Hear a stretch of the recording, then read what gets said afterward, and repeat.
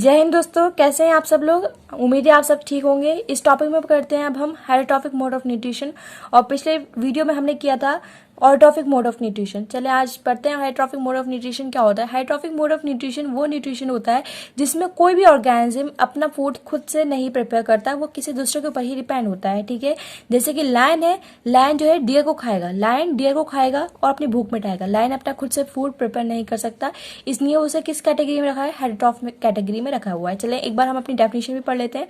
हाइड्रोट्रॉफिक nutrition is that mode of nutrition in which an organism can not make its own food from inorganic material. ठीक है, जैसे कि plant जो होते हैं वो इनऑर्गेनिक मटेरियल से अपना फूड प्रिपेयर करते हैं, पर लेकिन हाइड्रोट्रॉफिक मोड ऑफ न्यूट्रिशन में ऐसा कुछ नहीं हो सकता। और एक बार हम हाइड्रोट्रॉफिक न्यूट्रिशन भी डेफिनेशन भी पढ़ लेते हैं।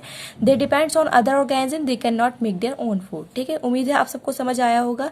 चले आगे देखते हैं। हाइड्रोट्रॉफिक मोड ऑफ न्यूट्रिशन जो है 3 पार्ट्स के अंदर डिवाइड हुआ है। कौन कौन से पार्ट्स हैं, चले आज वो भी देख लेते हैं। हमारा हाइड्रोट्रॉफिक मोड ऑफ न्यूट्रिशन जो है 3 पार्ट्स में डिवाइड हुआ है। सबसे पहला है हमारे पास saprophytic mode of nutrition. Saprophytic nutrition है, तो ये सैप्रोफिटिक न्यूट्रिशन क्या होता है, इसमें जो ऑर्गेनिजम्स होते हैं वो अपना फूड ऑब्टेन करते हैं मरी हुई चीज़ों से अपना फूड जो है ऑब्टेन करते हैं। ठीक है, तो एक बार हम इनकी डेफिनेशन भी देख लेते हैं। Nutrition in which an organism obtain its food from the dead animals and रॉटन bread etcetera. ठीक है, जैसे कि मैंने आपको बताया, ये जो ऑर्गेनिज्म होते हैं मरी हुई चीज़ों से, सड़ी गली हुई चीज़ों से अपना फूड ऑब्टेन करते हैं। ठीक है, अब हम एक बार अपना सैप्रोफाइट भी देख लेते हैं। सैप्रोफाइट कौन होते हैं? सैप्रोफाइट ऑर्गेनिजम्स क्या होते हैं? Organism which obtain their food from dead plants and other decaying organism matter. चले आपको समझ आया होगा, मतलब सैप्रोफाइट जो होते हैं वो ऑर्गेनिज्म होते हैं जो ऑब्टेन करते हैं अपना फूड किसी मरे हुए प्लांट से, किसी मरे हुए एनिमल से। उन्हें क्या बोलते हैं? हम सैप्रोफाइट बोलते हैं। जैसे कि for example fungi and bacteria. ठीक है, for example fungi and bacteria. ठीक है, अब हमारे पास जो सैप्रोफाइट होते हैं इनका बहुत बड़ा रोल होता है हमारे एनवायरनमेंट में। जितने भी कॉम्प्लेक्स ऑर्गेनिक मॉलिक्यूल्स होते हैं उनको ब्रेक डाउन करते हैं इनटू अ सिंपलर सब्सटेंस के अंदर, और यही इनका बहुत बड़ा वर्क होता है। ठीक है, हमारे एनवायरनमेंट के अंदर अगर हमारे एनवायरनमेंट के अंदर सैप्रोफाइटिक ऑर्गेनिजम्स नहीं होंगे, then we will not get simplest substance. ठीक है, हमें सिंपलेस्ट चीज़ें नहीं मिलेंगी। जो हमारे ऑर्गेनिज्म होते हैं, जितने भी मरे हुए ऑर्गेनिज्म होते हैं वो उनको डिकम्पोज करने का काम करते हैं सैप्रोफाइटिक न्यूट्रिशन। ठीक है, अब उम्मीद है आपको सैप्रोफाइटिक न्यूट्रिशन समझ आया होगा। अब हम आगे बढ़ते हैं पैरासिटिक न्यूट्रिशन। पैरासिटिक न्यूट्रिशन क्या होता है? ठीक है, देखें पैरासिटिक न्यूट्रिशन क्या होते हैं। पैरासिटिक न्यूट्रिशन वो होते हैं कोई भी ऑर्गेनिज्म अपना फूड ऑब्टेन करता है किसी दूसरे की बॉडी पर जाकर, पर लेकिन उसको कोई हार्म नहीं पहुंचाता। ठीक है, उसको क्या बोलते हैं? हम पैरासिटिक न्यूट्रिशन बोलते हैं। जैसे कि हम इसकी अब डेफिनेशन में पढ़ लेते हैं।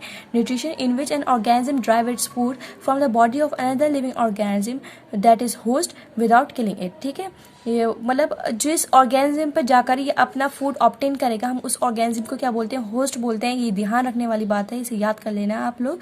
इसको क्या बोलते हैं? हम होस्ट बोलते हैं। ठीक है, और अगर हम इसके एग्जांपल्स पढ़ें तो क्या होगा? Plasmodium and the round worms. ठीक है, अब हम देखते हैं पैरासाइट कौन होते हैं। पैरासाइट वो ऑर्गेनिज्म होते हैं जो फीड करते हैं अपना फूड किसी अनदर लिविंग ऑर्गेनिज्म को, और हम उसको क्या बोलते हैं? होस्ट। उम्मीद है आपको ये बहुत अच्छे से समझ आया होगा। अब हमारा लास्ट वन बचा है, दैट इज हॉलोजोइक न्यूट्रिशन। हॉलोजोइक न्यूट्रिशन क्या होता है? वो न्यूट्रिशन होता है जिसमें ऑर्गेनिज्म जो होगा अपना फूड, मतलब कॉम्प्लेक्स फूड जो होगा उसको अपनी बॉडी के अंदर एंगल्फ करेगा, और उसको एंगल्फ करने के बाद उसमें वेरियस प्रोसेस जो होंगे उसमें वेरियस प्रोसेस होंगे, जैसे कि डाइजेशन होगा उसमें, देन एब्जॉर्प्शन होगा।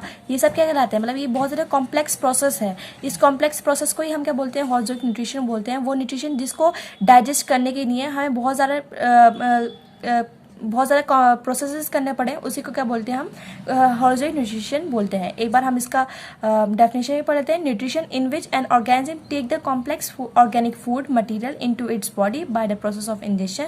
The ingested food is digested and then absorb into the body cells of the organism. ठीक है, और हम एक बार इसके एग्जाम्पल्स भी पढ़ लेते हैं। इसके एग्जाम्पल्स क्या है? Human beings and the most of animals. ठीक है, जितने भी सारे ह्यूमन बींग्स के अंदर, हम ह्यूमन बींग्स के अंदर जितना वो कौन सा न्यूट्रिशन होता है? हॉलोजोइक न्यूट्रिशन होता है।